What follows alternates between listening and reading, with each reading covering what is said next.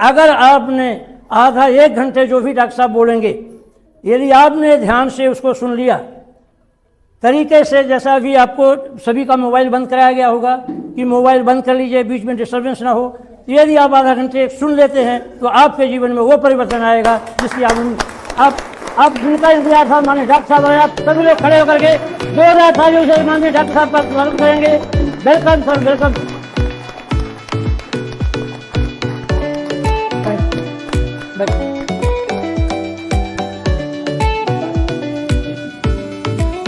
नाम डॉक्टर के गौतम, सामुदायिक स्वास्थ्य केंद्र सिमरिया में पदस्थ हूँ। लगभग 15 साल से शासकीय सेवा में हूँ और इस RCM पहले बिजनेस था, अभियान हो गया है। इस अभियान में शामिल हुए लगभग 5.5 साल हुआ है और सरकार जो सैलरी, जो तनख्वाह 15.5 वर्षों में दे रही है वो RCM 5.5 साल में देने लगा। 32,000 से ज़्यादा लोग हमारी टीम में इस अभियान में जुड़े हुए हैं। हिंदुस्तान का कोई ऐसा राज्य नहीं, पूरे हिंदुस्तान का कोई ऐसा राज्य नहीं जहां हमारे लोग ना हों। पहले हम केवल सिमरिया अस्पताल में चिकित्सक हुआ करते थे, रीवा में हमारी क्लिनिक थी। बिहार वाला नहीं जानता था कि डॉक्टर के गौतम कौन है, जम्मू कश्मीर वाला नहीं जानता था कि डॉक्टर के गौतम कौन है। लेकिन आज उस क्षेत्र से फोन आते हैं जिनकी हम भाषा नहीं समझते। कश्मीर से आते हैं, कन्याकुमारी से आते हैं, पश्चिम बंगाल से आते हैं, गुवाहाटी से आते हैं। मतलब भारत का ऐसा कोई राज्य नहीं जहां से लोग हमारे पास बातें ना करते हों। ये किसके कारण हुआ? डॉक्टरी के कारण नहीं हुआ, RCM के कारण हुआ।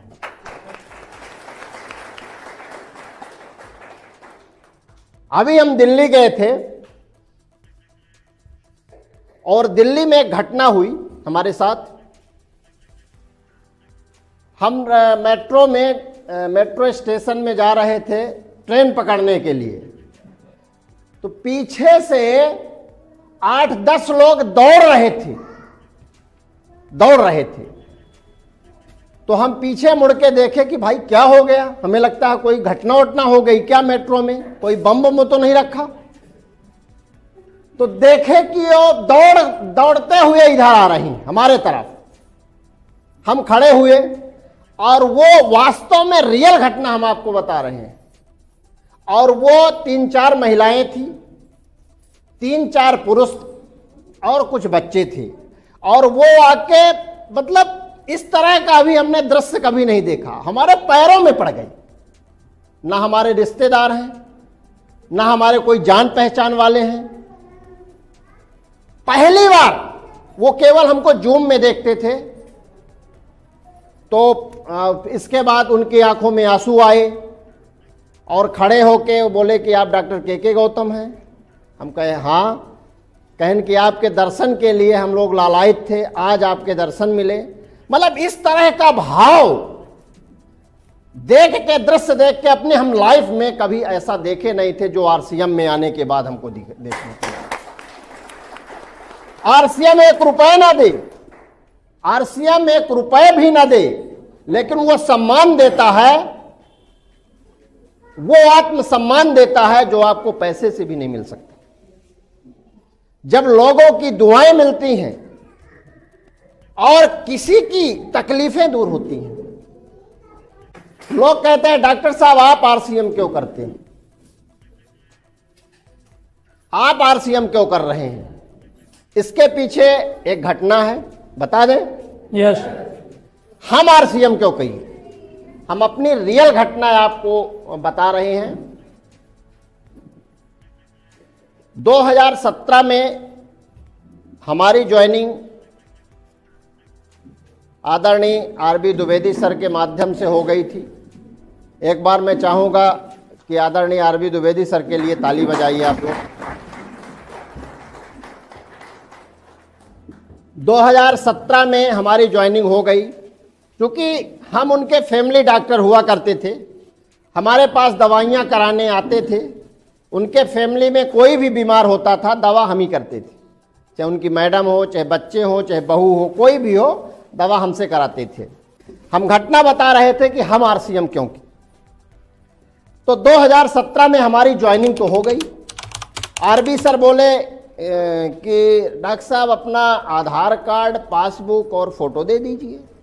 हम कहे आज तक तो कोई मरीज किसी डॉक्टर का आधार कार्ड नहीं लिया, पासबुक नहीं मांगा। ये बात क्या हो रही है कि हमारा ये आधार कार्ड, पासबुक और फोटो मांग रहे हैं। लेकिन अब चूंकि आरबी सर के इतने अच्छे संबंध थे, हम उनसे पूछ नहीं पाए कि किस लिए आप ले रहे हैं। हम उनको टरका दिए, बोले कि ठीक हम दे देंगे, जैसे हम सब लोग करते हैं ऐसे हम भी कर दिए, ठीक है दे देंगे। अब ऐसे करते करते 2 महीने व्यतीत हो गया, हम उनको नहीं दिए। फिर 2 महीने बाद फिर उन्होंने कहा कि डॉक्टर साहब वो कागज थोड़ा भेज दीजिएगा, तो फिर भी हम नहीं दिए। 1 महीने और व्यतीत हो गया, 3 महीने हो गए।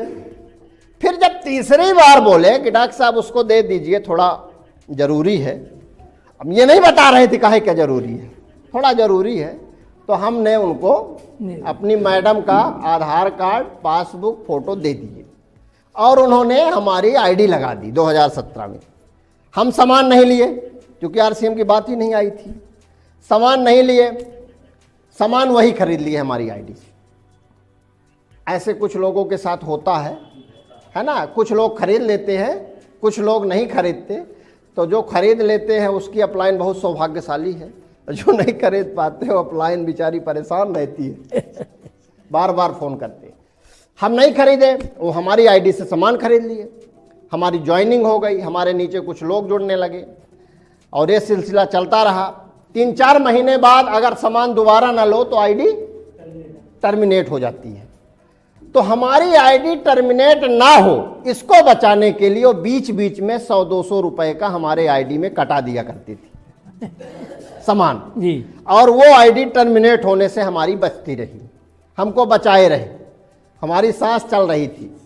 इसके बाद चूंकि हमारे पास 3 क्लिनिक थी, सरकारी नौकरी थी, हमारे पास समय नहीं मिलता था। 100 किलोमीटर हमारा अप डाउन गाड़ी से अपने आते जाते थे, समय बिल्कुल हमारे पास नहीं रहता था। वो देखते थे कि ये बहुत बिजी हैं।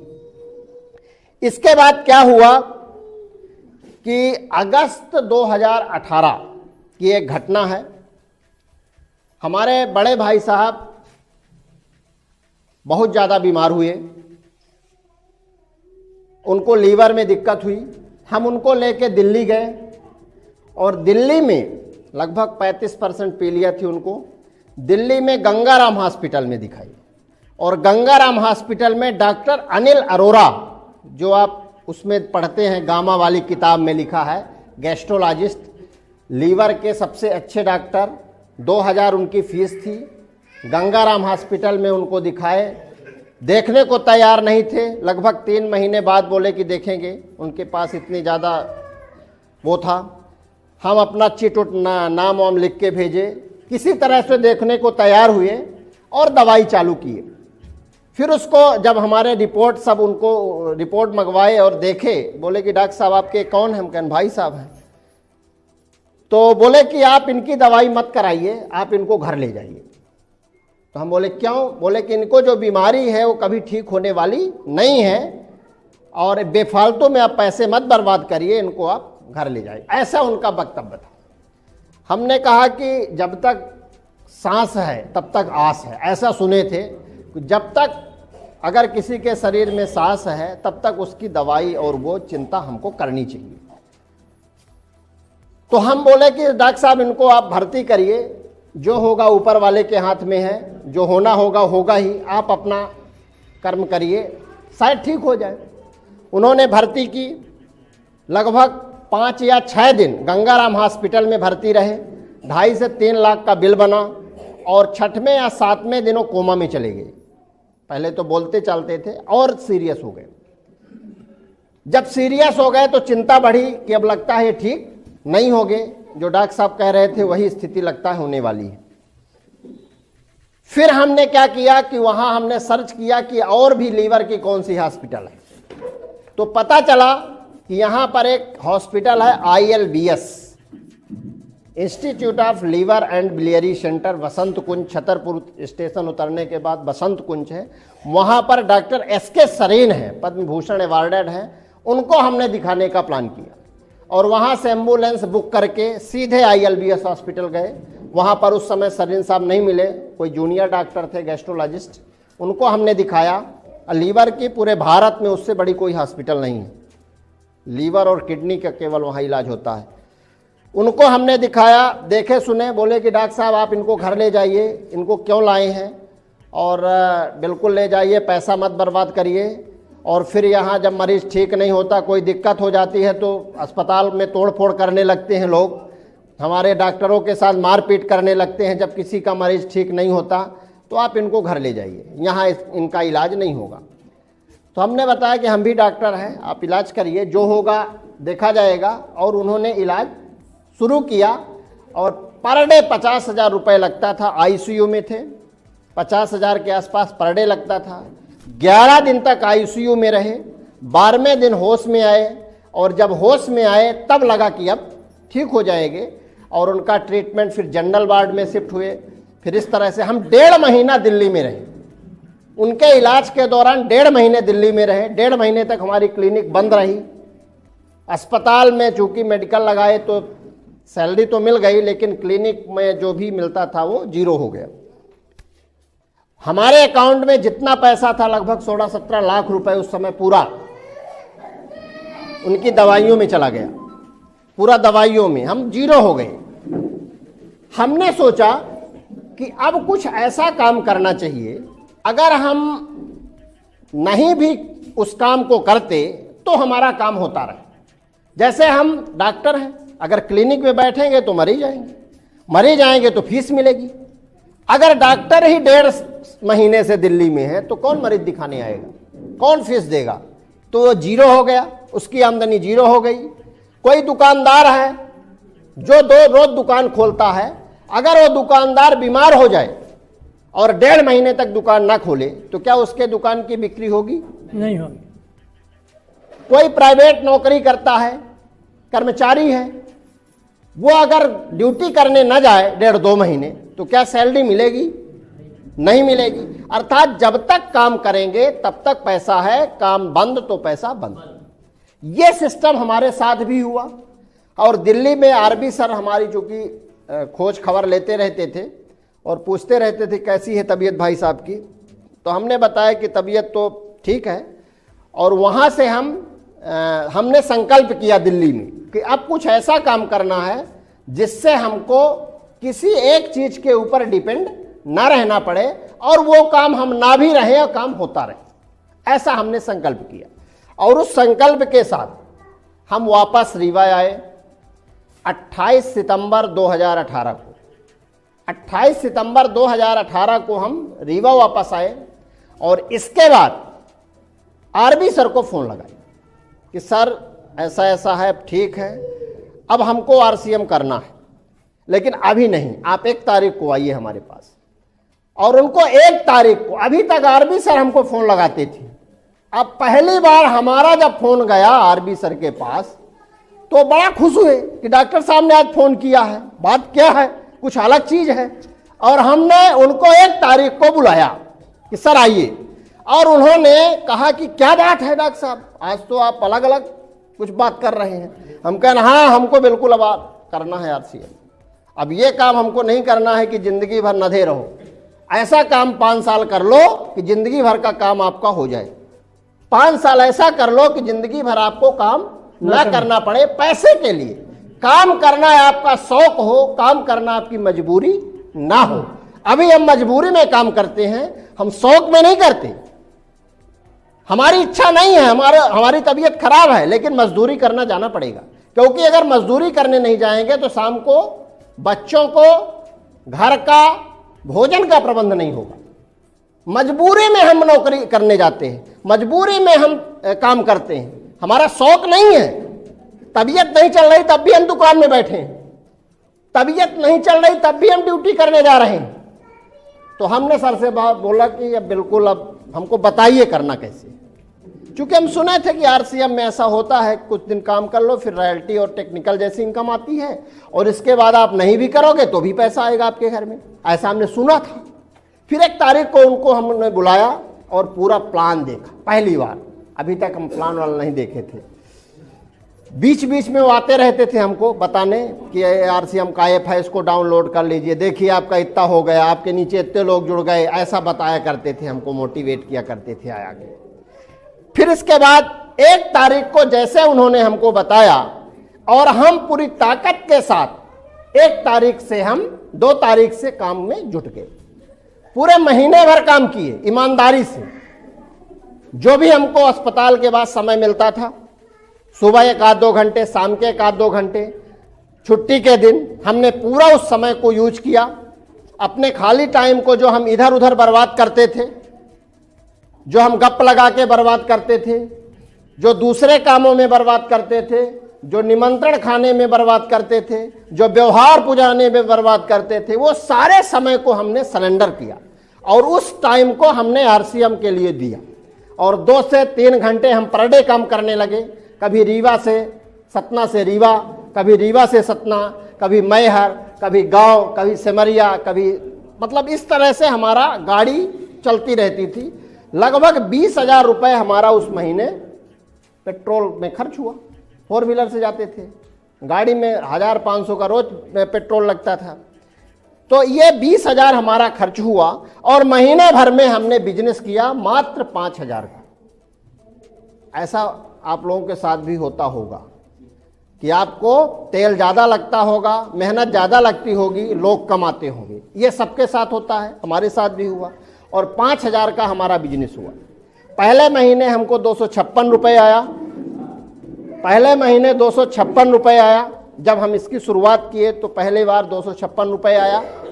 फिर इसके बाद दूसरे महीने हमने, अक्टूबर की घटना, अक्टूबर 2018, फिर नवंबर में हमने और मेहनत की और वो 5,000 के बिजनेस को हमने 12,000 किया। फिर और गाड़ी चलाए और मेहनत की और लोगों को प्लान दिखाया और होम मीटिंग ली और जूम मीटिंग ली और बड़ी बड़ी मीटिंगों में गए तो 12,000 का बिजनेस हुआ नवंबर में। दिसंबर में और काम किए और तेजी किए तो दिसंबर में हमारा बिजनेस ये 12,000 वाला 34,000 का हुआ। इसके बाद और मेहनत किए और मेहनत किए, इसके बाद जनवरी में हमारा बिजनेस 74,000 का हुआ और फरवरी 28 दिन की होती है। कितने दिन की?